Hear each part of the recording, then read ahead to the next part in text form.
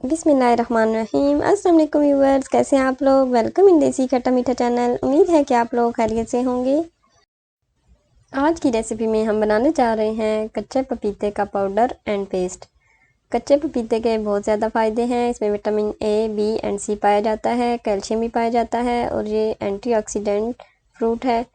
यह blood pressure level को control करने के लिए बहुत अच्छा है और शुगर लेवल को भी कंट्रोल में रखता है और हमारी स्किन की ग्लो के लिए भी बहुत अच्छा फ्रूट है। ये कच्चा पपाया जो है बहुत अच्छा मीट टेंडराइज़र है।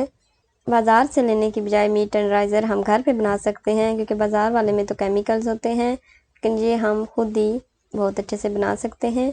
अब हमने एक पपाया लिया है और उसको अच्छी तरह से वॉश कर लिया था। उसको स्लाइसिस में काट लिया है। जो बीज इसमें से निकले हैं वो भी हमने रिमूव कर दिए हैं। इसका जो ग्रीन पार्ट है वो हम अलग नहीं करेंगे, जो अंदर वाला वाइट पार्ट है वो हम अलग कर लेंगे, क्योंकि जो अंदर वाला वाइट पार्ट है इसका टेस्ट थोड़ा अच्छा नहीं होता, तो इसलिए हम इसको रिमूव कर रहे हैं। इसी तरह हमने सारे स्लाइसिस के जो वाइट पार्ट था उसको अलग कर दिया है और अब हम इसको पीसीस में काट लेंगे। आपको इजी लगे तो आप इसको कद्दूकश भी कर सकते हैं। ये बहुत हार्ड होता है तो इसलिए इसको मैंने पीसीस में काट लिया है और अब हम इसको ग्राइंडर जग में डाल के तो ग्राइंड करेंगे। थोड़ा सा पानी ऐड कर दिया है, थोड़े थोड़े पीसेस डाल के ग्राइंड करेंगे। जब वो ग्राइंड हो गए तो फिर ऊपर से और पीसेस डाल देंगे। कच्चा पपीता जो है थोड़ा हार्ड होता है तो इसलिए ये ग्राइंड होने में भी थोड़ा टाइम लेगा। तो इसको साथ स्पून की मदद से मिक्स करते रहें और साथ थोड़ा पानी ऐड कर दें तो बहुत अच्छे से ग्राइंड हो जाता है। हमारा पपाया जो है वो बहुत अच्छी तरह से ग्राइंड हो चुका है। इस तरह का आपके पास आइस क्यूब जार हो तो उसमें भी डाल के रख सकते हैं, या जो घर में आइस क्यूब जार होते हैं उसमें डाल के रख सकते हैं। हमारे पास ये एग्स का कवर था तो इसमें डाल के रख रहे हैं, क्योंकि आइस क्यूब जार जो है वो थोड़े छोटे क्यूब्स वाला था तो इसलिए हम उसमें नहीं डाल रहे।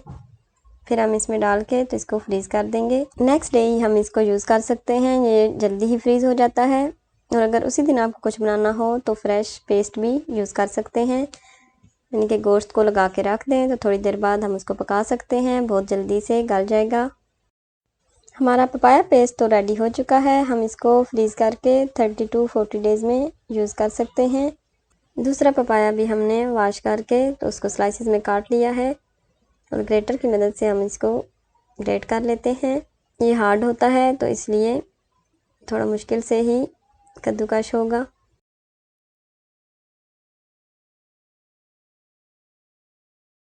इसी तरह हमने सारा पपीता जो है वो कद्दूकश कर लिया है। उनको बड़ी प्लेट्स या कोई परात हो तो उसमें डाल के ऊपर से मलमल के कपड़े से कवर करके तो 2 से 3 दिन के लिए धूप में रखेंगे, जिससे अच्छी तरह से वो ड्राई हो जाएगा। सख्त धूप हो तो 2 दिन में भी ये ड्राई हो जाता है। हमने 3 दिन रखा है तो ये ड्राई हो चुका है हमारा पपीता। तो अब हम इसको ग्राइंड कर लेते हैं मिक्सी में डाल के। हाफ़ ग्राइंड करते हैं अभी, हाफ़ बाद में करेंगे। आपको जल्दी में दम बिरयानी बनानी हो, बारबेक्यू करना हो या कोई भी मटन का सालन वगैरह बनाना हो तो उसमें हम डाल के यूज़ कर सकते हैं। ये हमारा पपाया पाउडर जो है तैयार हो चुका है। बाकी जो हाफ़ है वो भी हम ग्राइंड कर लेते हैं।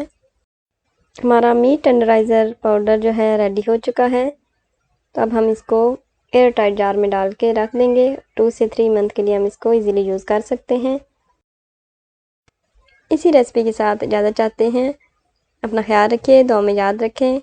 अल्लाह ताला आप सबको अपने हिफ्ज़-ओ-मान में रखें। हमारे चैनल को लाइक करें, सब्सक्राइब करें और शेयर करना ना भूलिए। साथ ही बेल आइकन को ज़रूर प्रेस करें ताकि हमारी नई वीडियोज़ बर वक्त आप तक पहुँचें। Thanks for watching. अल्लाह हाफिज़।